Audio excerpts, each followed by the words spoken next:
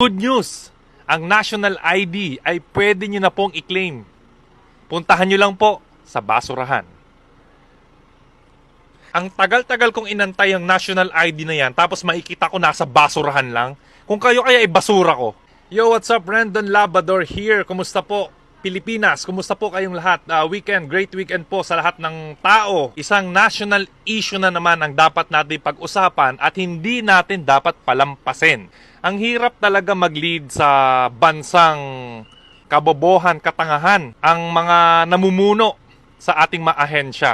Kung sino man po ang namamahala ng aming national ID, magsalita naman po kayo.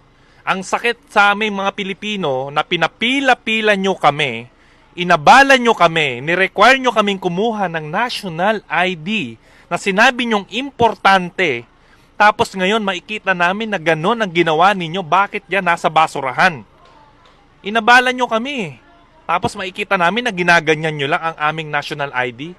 Wag lang yung ID ko makikita ko sa basurahan. Ayusin po natin. Sinabi nyo na mahalaga na kumuha kami.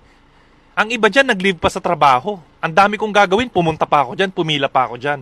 Tapos makikita namin na nasa basurahan lang. Ano po ba ang nangyayari dyan? Bakit nasa basurahan? Ang mahal-mahal mag-produce ng national ID, tapos makikita lang namin na nasa basurahan. Kawawa rin yung mga nagiging presidente talaga natin lalo na si President Bongbong Marcos natin.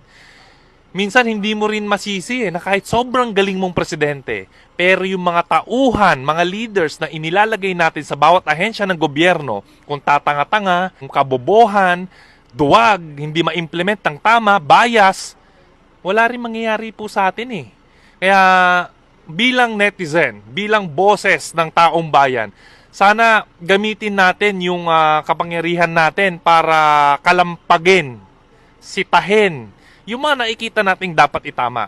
Kung sino man po ang ahensya na namamalakad dyan sa national ID na yan, sana paki-actionan naman. Ang pangit tignan na nakikita ng mga Pilipino na nasa basurahan yan. Gusto nyo kayo na lang ibasura ko Gusto ko ring tawagin ang atensyon ng lahat ng influencers na katulad ko na magsama-sama tayo magboses ng mga ganitong topic na makabuluhan. Para may ambag naman kayo sa Pilipinas. Tumulong kayong bumoses para sa tama. Yun lang po, great weekend everyone. Maraming salamat po sa suporta ninyo. Hindi po ako magsasawang gamitin ang aking boses para sitahin at itama yung mga nakikita nating mali.